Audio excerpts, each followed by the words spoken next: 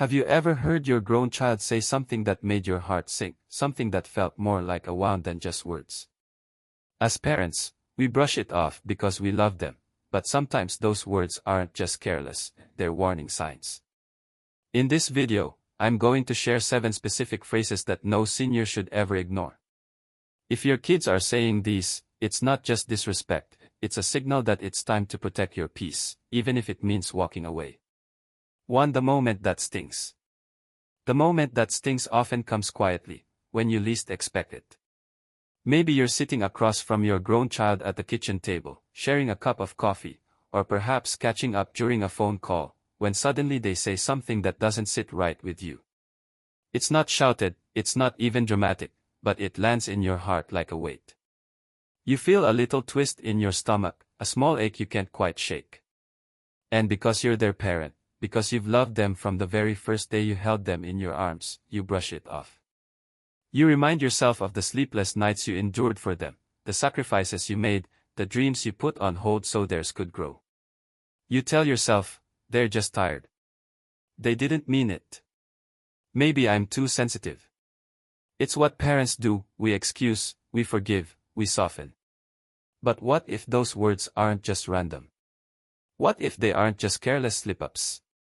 What if they're signs of something deeper, a pattern that's quietly taking root?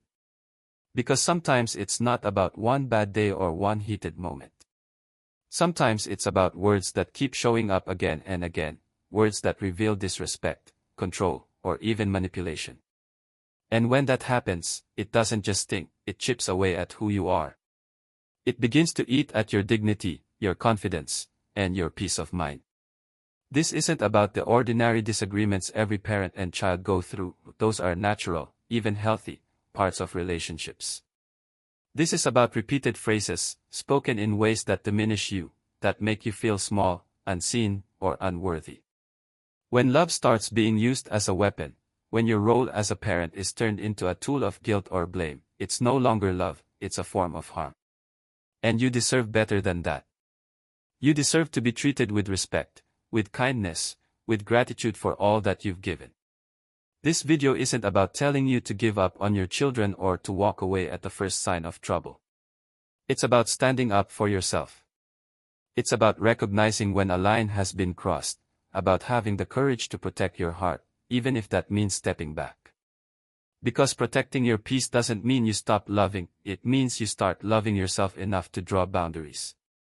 It means saying, I will not allow my years of sacrifice, care, and love to be erased or taken advantage of. And here's the truth, the moment you begin to notice the red flags, the moment you stop excusing what should never be excused, you take back your power. You remind yourself that your voice matters, your feelings matter, and your presence matters. If you hear any of the 7 phrases we're about to explore, take them seriously. Don't minimize them, don't ignore them. Because recognizing them is the very first step toward reclaiming your dignity and protecting the peace you've worked so hard for. 2. You owe me now. You owe me now. Those 4 words may not always come directly, but they show up in many different disguises. Sometimes it sounds like, after everything I went through because of you. Other times it's, if you'd done a better job raising me, I wouldn't be struggling now. The exact phrasing may change, but the message behind it remains the same. Your child is treating your love, your time, your money, even your emotional energy, as if they were debts you must repay. And let's be clear, that is not love. That is manipulation.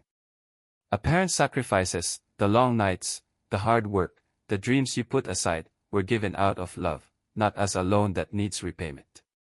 You didn't raise your child so they could keep score, so they could come back years later with a bill for your devotion. Yet when guilt is used this way, it can feel like your love is being held hostage, that unless you keep giving, you'll lose your place in their life. And that is one of the most painful feelings a parent can experience. You don't owe your retirement fund, you don't owe endless hours of emotional energy, and you certainly don't owe being treated like an ATM just because you gave them life. You gave what you could, with the knowledge and strength you had at the time. That was your role as a parent, and you fulfilled it in the best way you knew how. When a grown child twists that history into a demand, when they try to use guilt as currency, it stops being about family and starts being about control. That's emotional blackmail, and it chips away at your peace little by little. And here's the truth, you are allowed to say no. You are allowed to draw a line and protect what you've worked for, not only financially but emotionally. Boundaries don't make you selfish, they make you healthy. You can love your child and still say, I won't be pressured into paying for your life. My support is a gift, not a debt. Saying that calmly, with love but with firmness, is one of the bravest things you can do. Because every time you refuse to let guilt dictate your choices, you take back your dignity. You remind yourself that your worth isn't measured by how much you give away, but by who you are and how you live. Love given freely is beautiful, love demanded through guilt is poison. If you've been hearing this phrase, or the many ways it can be disguised, it's time to step back and ask yourself, am I giving because I choose to, or because I'm afraid of what will happen if I don't? The answer to that question may just be the key to reclaiming your peace. 3. You're just old, you wouldn't understand. You're just old, you wouldn't understand.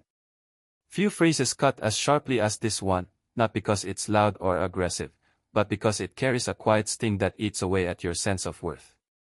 It's a dismissal, plain and simple, one that takes all the years you've lived, all the wisdom you've earned, and all the struggles you've overcome, and tosses them aside as if they mean nothing. To be called old in this way isn't simply about age, it's about being silenced, made to feel invisible, as though your thoughts don't matter anymore. But the truth is, older doesn't mean useless. It doesn't mean irrelevant. It means you have lived through things many people can't even imagine. You've survived storms that would have broken others, navigated challenges that taught you resilience, and experienced love, loss, joy, and heartbreak in ways that have given you depth and perspective. Every wrinkle, every scar, every memory is proof that you've walked a long road and gathered lessons that are worth sharing. When a child, or anyone for that matter, uses your age as an excuse to ignore you, they're not being progressive or independent, they're being disrespectful. And you don't have to shrink or bite your tongue just to make them comfortable. Your voice matters, your experiences matter, and your perspective matters.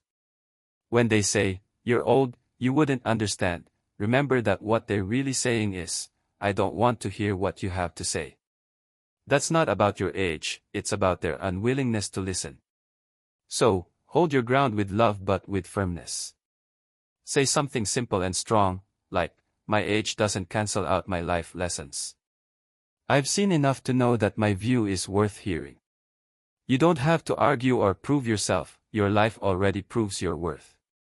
And if you find that your opinions are constantly dismissed, if every attempt at conversation is brushed aside because of the number of candles on your last birthday cake, then it may be time to step back and protect your peace. You don't have to keep showing up for conversations where respect isn't offered. Stepping back doesn't mean giving up on your child or cutting them off forever, it means setting a boundary, reminding them that respect goes both ways. You've spent years supporting, guiding, and nurturing them. The least you deserve now is the courtesy of being heard. Don't let anyone, not even your own children, convince you that age is a weakness. Age is proof of strength, proof of survival, proof of wisdom that can't be learned in books or classrooms. And if someone refuses to honor that, it's not your job to keep fighting for their recognition, it's your job to honor yourself. For if you don't help me, I'll figure it out without you. If you don't help me, I'll figure it out without you. At first, that phrase can sound like independence, as though your child is confidently saying they can stand on their own 2 feet. But if you pause and really listen to the tone behind it, you'll often find it's not strength being expressed, it's pressure. There's a big difference between a healthy boundary and a manipulative ultimatum, and too often, this line falls into the latter.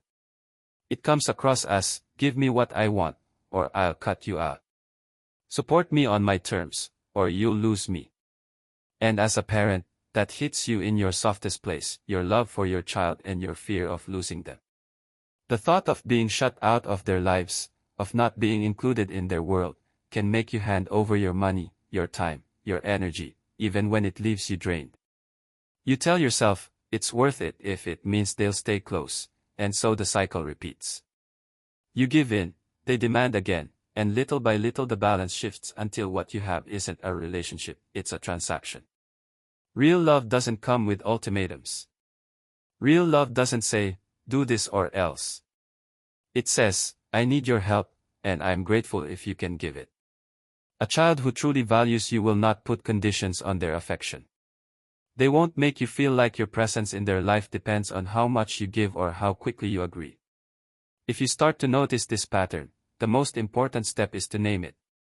Don't let it slide, don't laugh it off. Calmly say, I will not be forced into decisions by threats. Speak it with firmness, but without anger, because this isn't about fighting, it's about drawing a line. And then you have to be prepared to hold that line. If they really do walk away when you don't comply, as painful as that is, it reveals a truth you may not want to face, that the bond they're offering isn't rooted in love or respect, but in what you provide. That realization is heartbreaking, but it is also freeing. It reminds you that your value is not determined by how much you give or how afraid you are of losing someone. You are not meant to live under emotional blackmail, not even from your own children. You've spent your life giving, raising, protecting, sacrificing. This stage of life is not about being cornered by ultimatums, but about enjoying peace, dignity, and genuine connection. Love doesn't demand, it invites. It doesn't threaten, it respects. And if someone you love tries to twist your devotion into a weapon, remember this, you are allowed to step back, you are allowed to say no, and you are allowed to protect your peace. 5. You're the reason I turned out this way. You're the reason I turned out this way. Few sentences cut as deeply as this one, especially when it comes from your own child. Of course, every parent carries some regrets, some moments they wish they had handled differently, because no one raises a child without mistakes. Parenting is the hardest job in the world, and it never comes with a perfect manual. But when those past imperfections are used as a permanent weapon, a way for your adult child to avoid responsibility for their own life, it becomes toxic. Hearing things like, you always did this, or, if you had raised me differently, I wouldn't have these problems, can trap you in a cycle of guilt that eats away at your peace year after year. It's a heavy burden, because deep down you already replay those old moments in your own heart. Yet the truth is this, you raised them with the tools, knowledge, and resources you had at the time. You sacrificed, you loved, and you did your best in the circumstances you were given. Now they are grown, and with adulthood comes responsibility. They have the power to make choices, to heal, to seek help, and to grow, but blaming you forever keeps them stuck in place, and it keeps you trapped in shame that is no longer yours to carry. Endless blame doesn't encourage healing, it delays it. It creates a relationship built not on love and respect but on guilt and control. When your child refuses to acknowledge your efforts or give you grace for being human, that says more about where they are in their own journey than it does about you. Remind yourself daily, you are not accountable for every adult decision they make, and you cannot keep paying an emotional debt that doesn't belong to you. When those conversations start circling back to blame, it's okay to gently step away. Say calmly, I hear your feelings, but I will not keep living in the past. You have choices now, and I cannot carry all of this for you. That's not abandonment, it's healthy boundary setting. Protect your heart by refusing to be the permanent scapegoat for their struggles. Carry forward the love you gave, the lessons you shared, and the sacrifices you made, and leave behind the chains of endless guilt. You deserve peace. And sometimes, peace begins with reminding yourself, you were never meant to live your entire life in apology. You were meant to live with dignity, knowing you gave the best of yourself to raising a child, and that is enough. 6. You never loved me. Few words pierce the heart of a parent more than hearing, you never loved me. It's a sentence designed to erase years, even decades, of sacrifice, sleepless nights, and small daily acts of care with one cruel stroke. Most of the time, it's not a statement of truth but a weapon used in anger, frustration, or control, a way to win the moment by making you feel desperate enough to plead for forgiveness. It hurts because love is the one thing you know you gave, even if imperfectly, even if not always with the resources or patience you wished you had. When that love is denied, it can feel like your entire life's effort is being questioned. Then there are the dismissals that cut quieter but just as deep. You're just being dramatic, or I didn't ask for your opinion. These phrases are meant to silence you, to push your feelings to the side, and to suggest your wisdom, experiences, and emotions don't matter. But you know they do matter. You lived through struggles, you carried responsibilities, you survived storms, and that gave you perspectives worth hearing. When someone belittles you with these words, they are not reaching for understanding, they are reaching for control. These are not invitations to heal, they are emotional attacks disguised as conversation. And here's the truth you must hold close: you do not have to defend your entire life story to someone determined to erase it. You don't have to prove the countless ways you showed up, worked hard, and gave love, because those truths live in you whether or not they choose to acknowledge them. The healthiest response is not arguing back, but standing calmly in your dignity. Say it clearly: I won't accept being spoken to that way. And then step away from the conversation, because staying only gives their words more power. Protecting your peace sometimes means refusing to sit at a table where the only goal is to humiliate or diminish you. Remember, your worth is not up for debate, and it doesn't rest on convincing someone who has already decided to hurt you. You are not defined by their dismissal, you are defined by the years of love you gave, the resilience you carried, and the wisdom that continues to shine through you, even if they refuse to see it. 7. You're the one who needs help, not me.